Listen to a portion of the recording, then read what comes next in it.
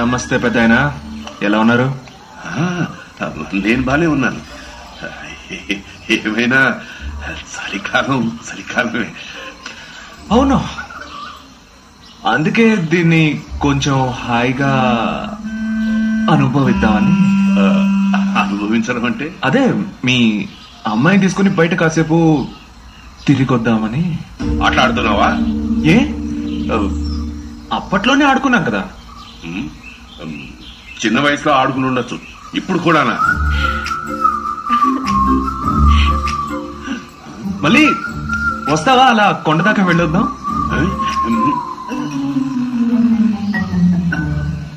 ఓ చూడో, నువ్వు ఇక బయలుదేరచ్చు. సమయం వృధా చేసుకోవద్దు. నా బిడ్డ నా మాట మీరి గడప దాటి ఒక్క అడుగు కూడా వేయదు. ఓ చూడండి, ఏమిటి ఇది? మరి మీ నాన్న మాటకి గౌరవం ఏమిటి?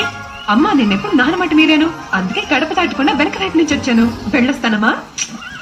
మందారం,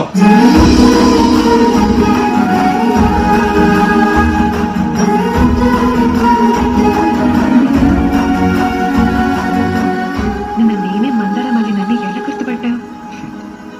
నీ కళ్ళు చూసి. చిన్నప్పుడు మా అక్క చనిపోయినప్పుడు నా కోసం కన్నీళ్లు కార్చిన అవే కళ్ళు. ఒక కవిత. కవిత అంటే? కవిత అంటే ఎలా ఉండాలో చెప్పనా? ఎలా ఉండాలి? కేరళ అమ్మాయిల దుస్తుల్లాగా పూర్తిగా తెరవకుండా, మరాఠీ అమ్మాయిల దుస్తుల్లాగా పూర్తిగా మూయకుండా, చీర కట్టిన మన తెలుగు అమ్మాయిలాగా తెరిచి తెరవకుండా మూసి మూయకుండా ఉండాలి. మొత్తానికి నువ్వు ఒక అద్భుతమైన కవితవే. కవితతోనే వల్ల వేసుకునేట్టున్నా. ఎన్నో చేస్తున్నావు, ఇది చేయలేకపోతావా?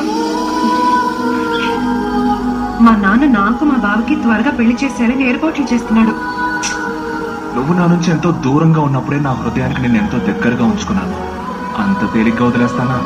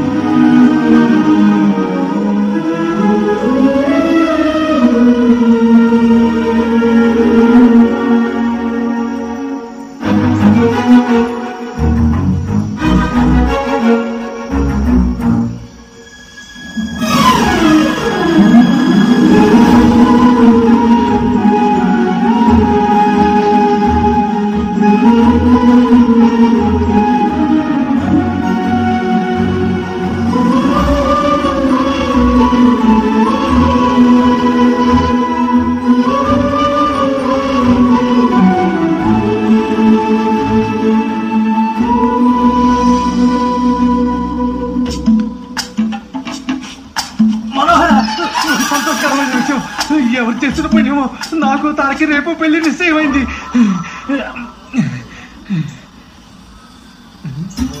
ఏంటి హఠాత్తుగా? కొత్త పెళ్లి కొడుకు అయిపోయావు అనమాట.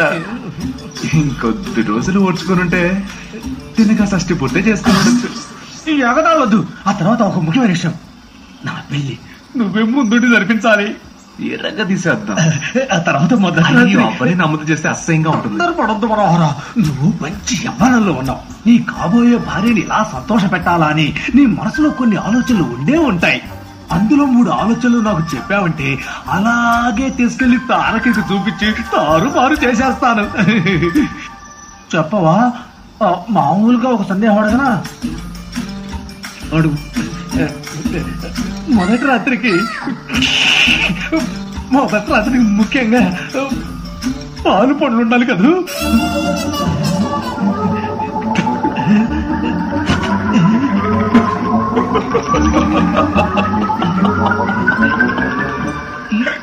ఏంటి నవ్వుతున్నావు? పాలు ఉండాలి, ముందు ఒంట్లో బలం ఉండాలి.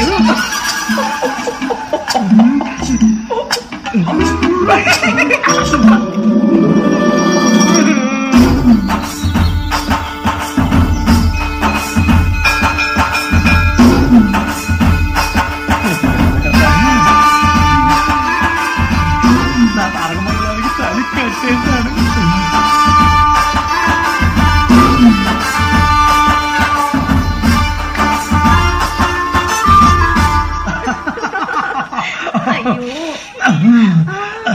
ఈ రాత్రి కోసమే ఎన్నో రాత్రులు శివరాత్రులు చేసుకుని ఎదురు చూస్తున్నాను. తామరా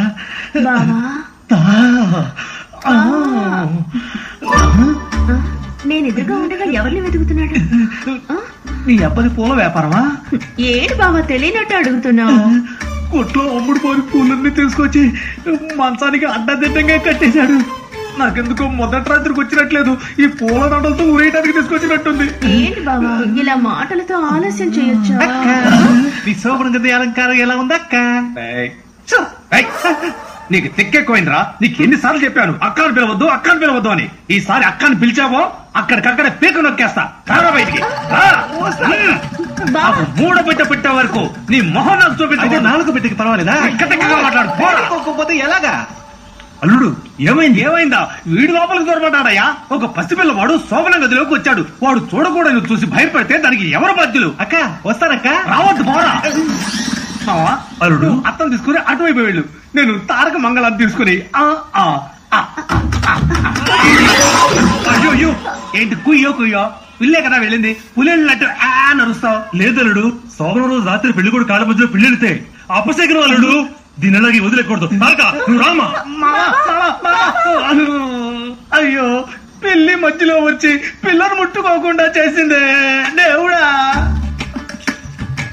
అయ్యయ్యో, పిల్లి అడ్డొచ్చిన సమయంలో శుక్రుడు 4వ ఇంట్లోనూ 4వ ఇంట్లో ఉండాల్సిన కుజుడు 7వ ఇంట్లో ఉండడం వల్ల పరిస్థితిని బట్టి చూస్తే 3 రోజుల వరకు శోభనం జరగకూడదు. ఏంటి 3 రోజుల?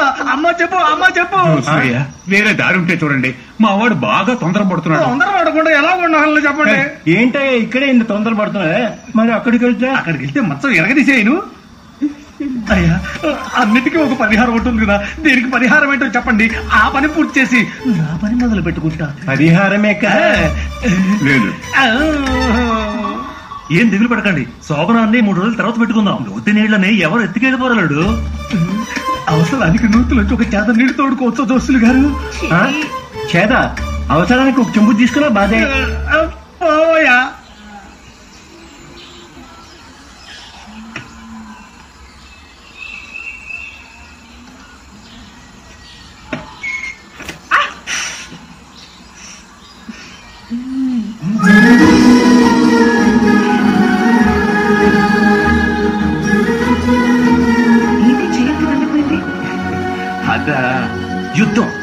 యుద్ధానికి సిద్ధం అవుతున్నాను. వేతాళాలతో యుద్ధానికా?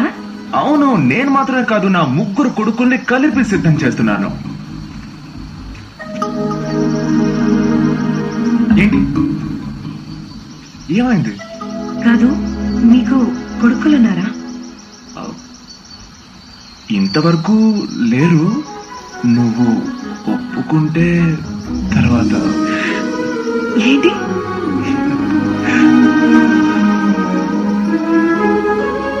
పెళ్లి చేసుకుంటే పిల్లలు పుట్టరా ఏంటి?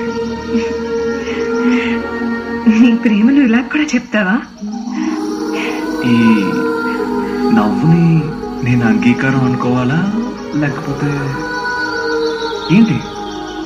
నేను మోసం చేస్తానని భయపడుతున్నావా? సంతోషంగా నాకు నేనే ఒప్పుకుంటాను. మోసం చేసేది నువ్వే అయితే.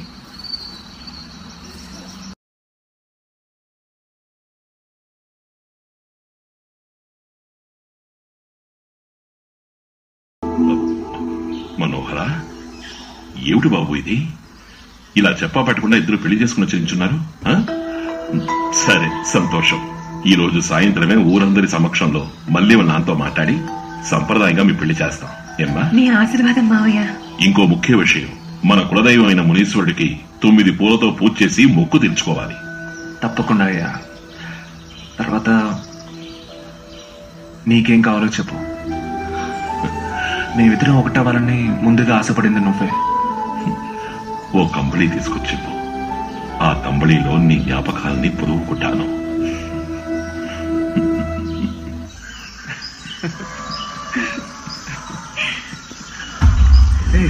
ఏమైంది? మళ్ళీ అయ్యే పంపించినట్టున్నాడు. వేషాలు వేసుకొని వచ్చారు. అయ్యో బేతాళులు. నువ్వే భయపడకు. మళ్ళీ పిల్లలు పాపం అప్పుడప్పుడు ఇలా వేషాలు వేస్తూ ఉంటారు. 4 తగిలిచ్చి పంపించానంటే అంతా సర్దుకుంటారు. నువ్వు వెళ్ళు మళ్ళీ, పిల్లలతో కాసేపు ఆడుకొని వస్తాను.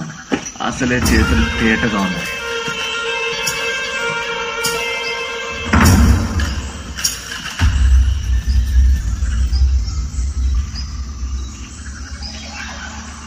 ఎందుకయ్యా ఎందుకు? ఇప్పుడు నేను తను ప్రేమికులం అయిపోయామని తెలుసు కదా, ఇంకెందుకు వేషం వేసుకొని వచ్చి నా ప్రాణం తీస్తున్నారు? ఎవరైనా అడిగారా?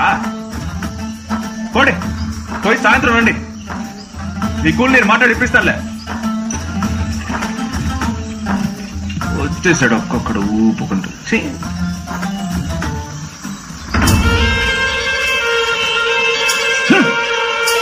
మనలో వేషం వేసుకుంటారా?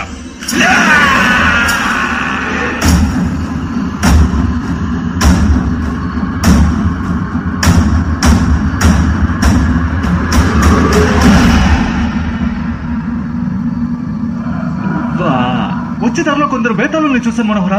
అయితే ఏంటి ఇప్పుడు? అయ్యో వాళ్ళంతా నిజమైన బేతాళులు. ఇక నుంచి ఎవరు వేషాలు వేయకూడదని నాన్నగారు చెప్పారు.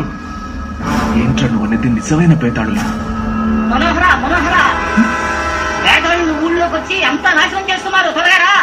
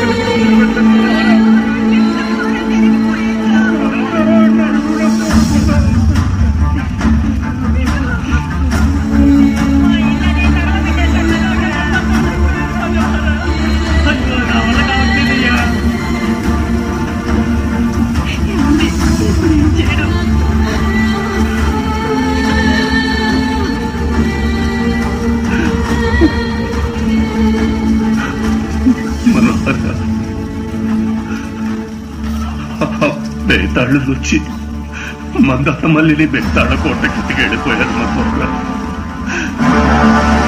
వాళ్ళు ఇటువైపే వెళ్ళారు మనోహర.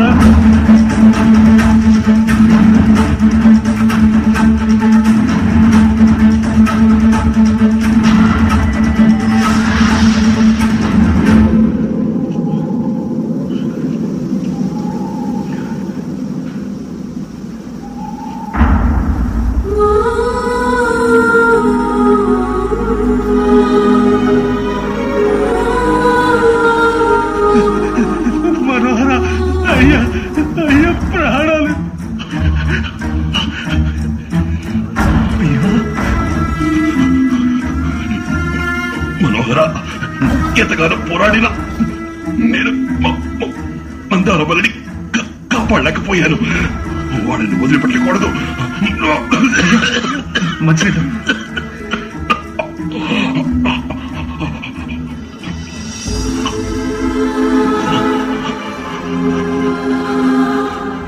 మనోహర మనోహర, నీతో ఒక ముఖ్యమైన విషయం. అయ్యా మీరు ముందు మంచినీళ్ళు తాగండి అయ్యా.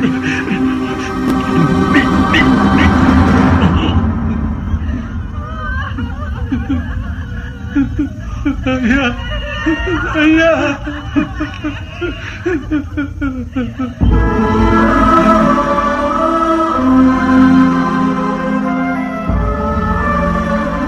నదిలో అనాథగా కొట్టుకొచ్చిన నన్ను అమ్మవై నాన్నవై ప్రాణంగా పెంచావు.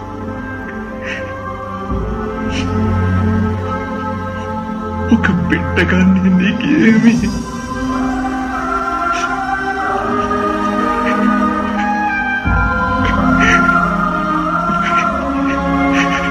చివరికి నువ్వు అడిగిన కప్పడిని కూడా నువ్వు బతుకున్నప్పుడు తెచ్చి కప్పలేకపోయానయ్యా.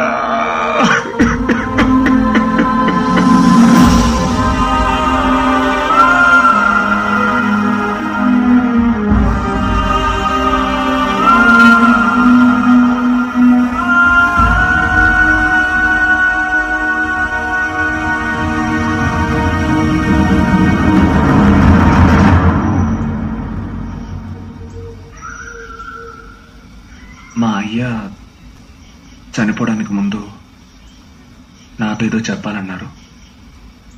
అదేంటో మీరు ఎవరైనా చెప్పగలరా?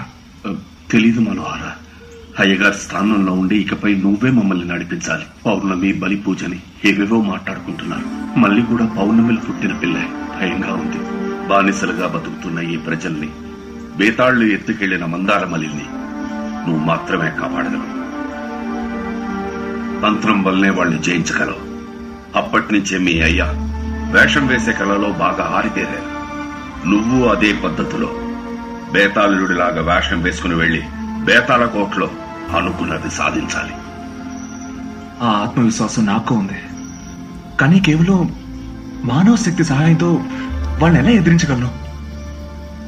అందుకు నా దగ్గర ఒక ఉపాయం ఉంది.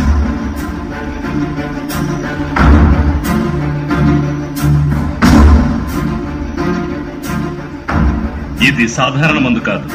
మానవ మాత్రలు సాధించలేని అపూర్వమైన మూలికల నుంచి తీయబడ్డ సారం. ఇది సేవిస్తే రక్త ప్రసరణ 100 రెట్లు అధికమవుతుంది. భూమి ఆకర్షణ శక్తిని నిరోధించే శక్తి శరీరానికి లభిస్తుంది. దీనివల్ల తలలో ఉండే వేడి అధికమై భేతాళులకు ఉండే శక్తి వస్తుంది. మనం వాళ్ళలాగే ఆకాశంలో ఎగరొచ్చు, ఎంతటి వాణ్ణైనా గెలవచ్చు. కానీ ఓ చిన్న చిక్కు ఉంది. ఇప్పటి వరకు నేను కనిపెట్టిన ఈ మందును సేవిస్తే 8 నిమిషాల వరకే బేతాళుల్లో ఉండొచ్చు. మళ్ళీ మామూలు స్థితికి వచ్చేస్తారు. తాగి చూడు.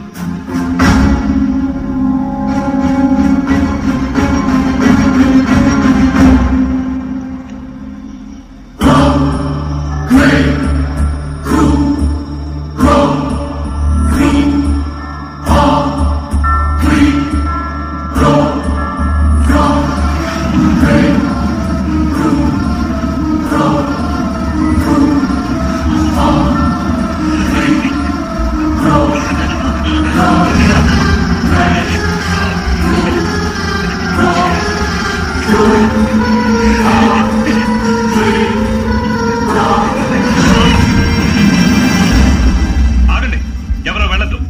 తప్పుకోండి, అందరు వెనకరండి. ఇప్పుడు నువ్వు మనోహరుడివి కాదు. నిన్ను నువ్వు భేతాళుడిగా అనుకుని ప్రయత్నించు. నీ వల్ల అవుతుంది. ఆకాశంలో ఎగరగలవు. లే.